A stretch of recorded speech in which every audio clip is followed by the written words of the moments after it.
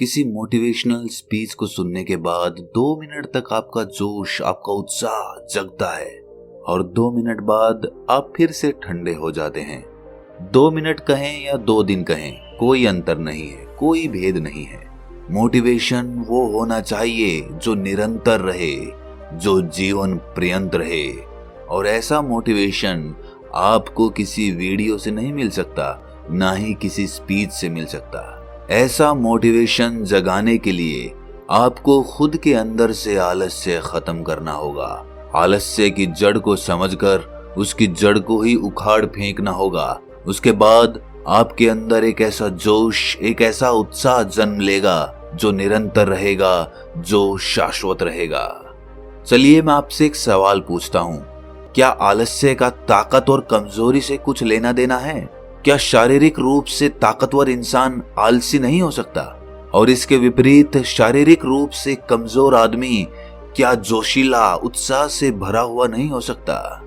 हमने अपने आसपास कितने ही ऐसे लोगों को देखा है जो शारीरिक रूप से तो बहुत ताकतवर होते हैं, जिम करते हैं, शारीरिक व्यायाम करते हैं, लेकिन वो फिर भी आलसी होते हैं। ऐसा क्यों होता है? इतना ताकतवर आदमी जो काम चाहे वो झट से कर दे, लेकिन फिर भी वो नहीं कर पाता।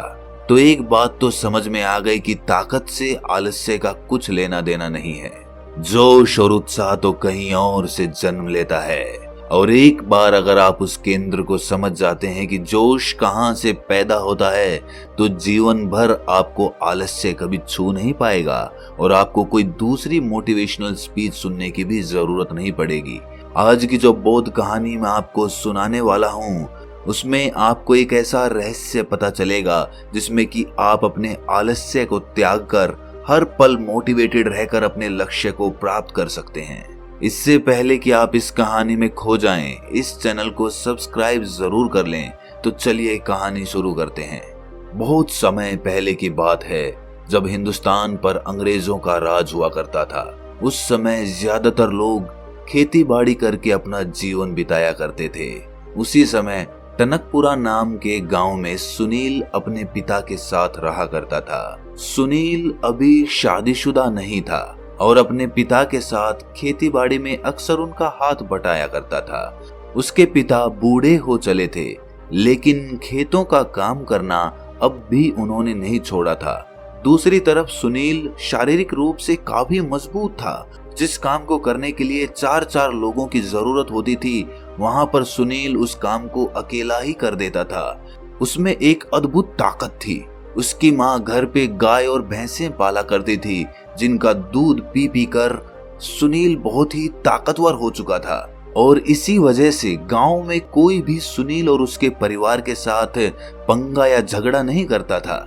उस समय हिंदुस्तान पर अंग्रेजों का राज था और जो भी खेती बाड़ी में अनाज पैदा होता था, उसका बहुत सा हिस्सा लगान के रूप में अंग्रेज उनके गांव में आकर ले जाया करते थे।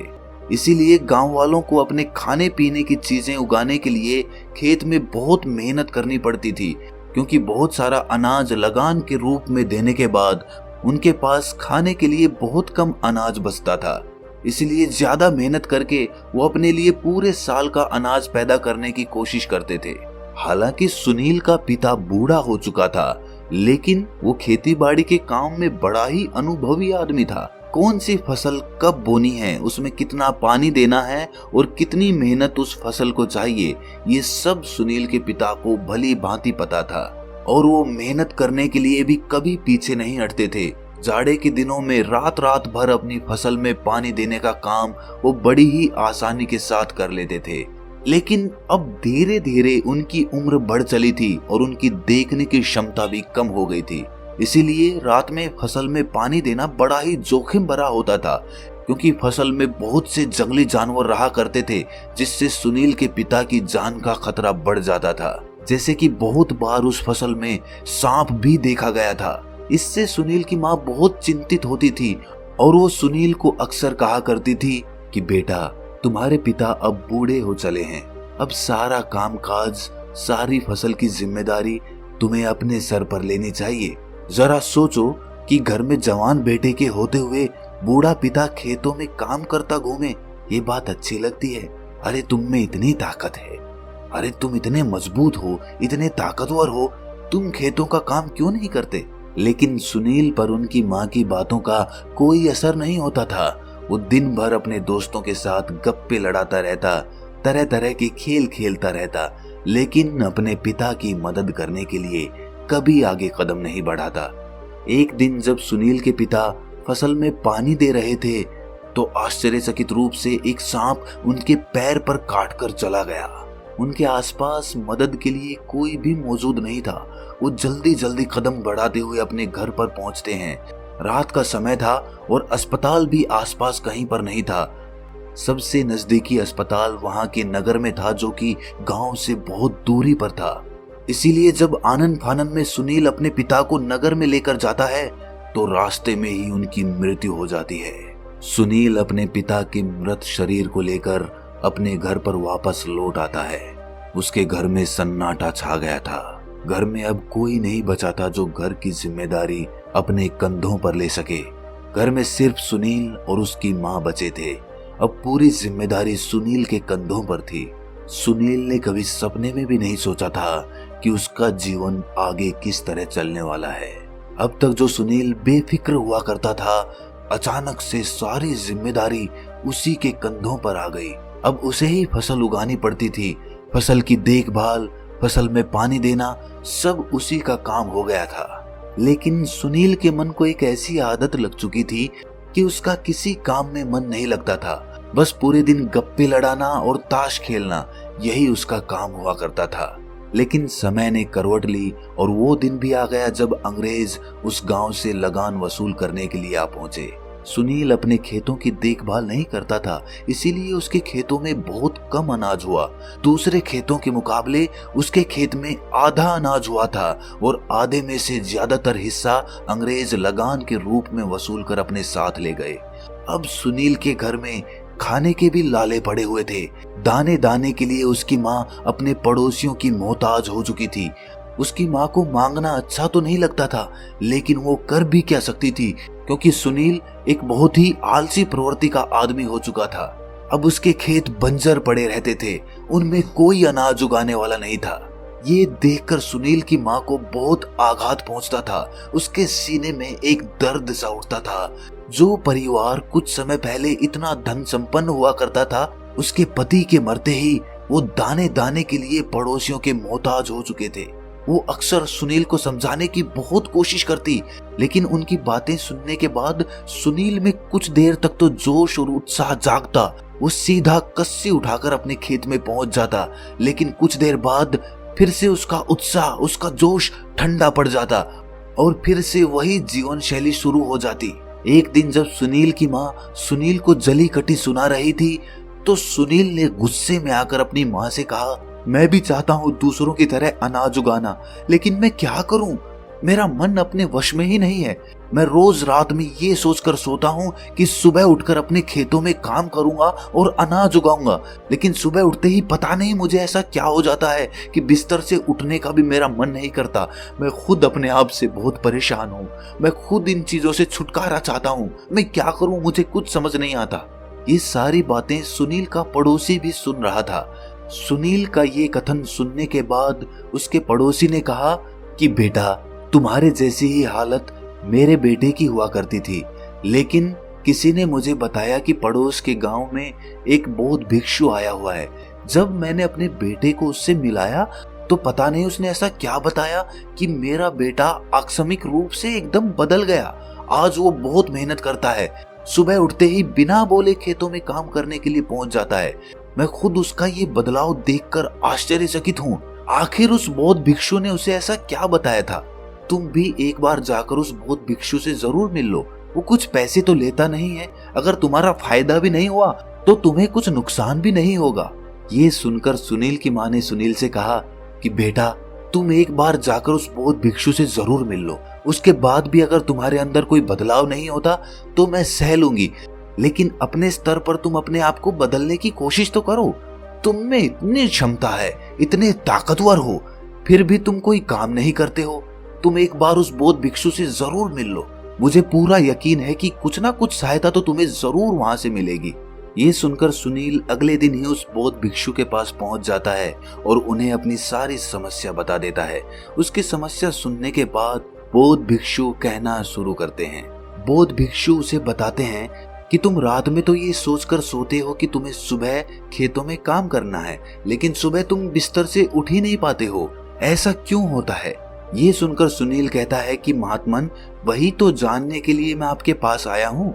उसके बाद वो बौद्ध भिक्षु कहता है कि तुम अपने आप को बदलना तो चाहते हो, ये तो जाहिर है, लेकिन तुम 2 मिनट में ही अपने आप को बदलना चाहते हो।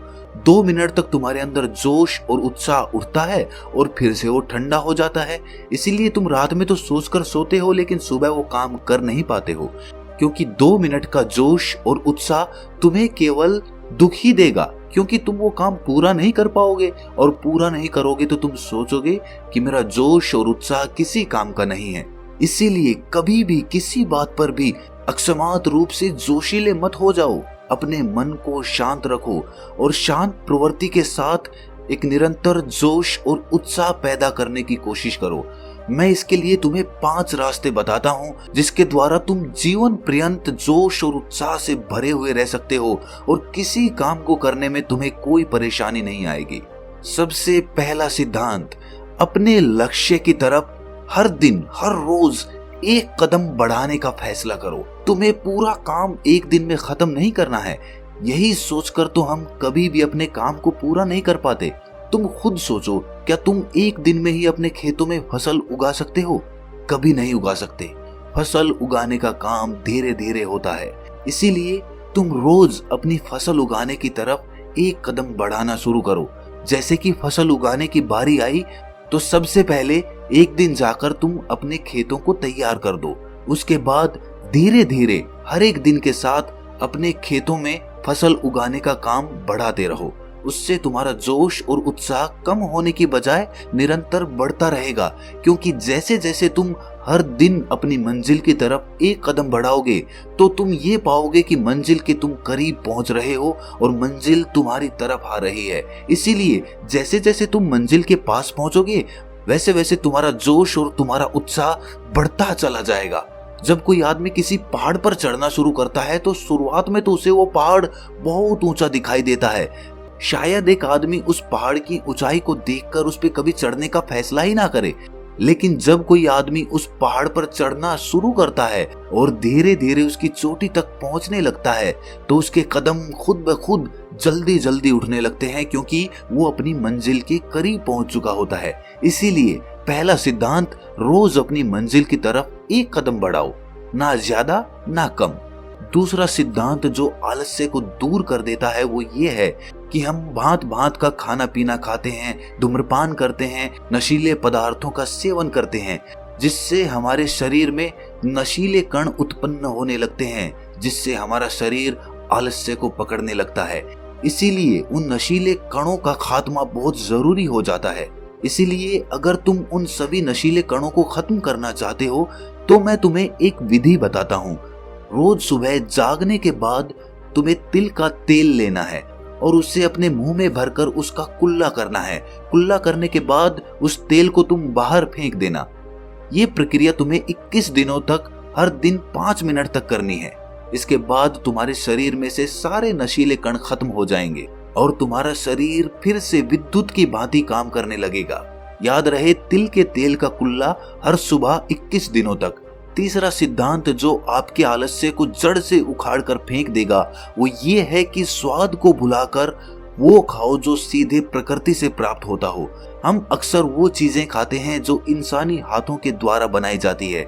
हम सीधा प्रकृति से मिलने वाला भोजन ग्रहण नहीं करते। इसीलिए जो भोजन हमें सीधा प्रकृति से मिलता हो, जैसे कि फल, सब्जियां, अनाज की रोटी इत्यादि इत्यादि, इस तरह का खाना खाने से आपका शरीर आलस्य से दूर रहेगा और ऊर्जा से भरा रहेगा। हम देखते हैं कि अक्सर आज की युवा पीढ़ी अपने स्वाद के लिए ही खाना खाते हैं। वो ऐसी ऐसी चीजें खाते हैं जो ऐसी प्रक्रियाओं से बनी होती है कि अगर आप उनकी प्रक्रियाओं को देख लें तो आपका खाने का मन भी ना करे।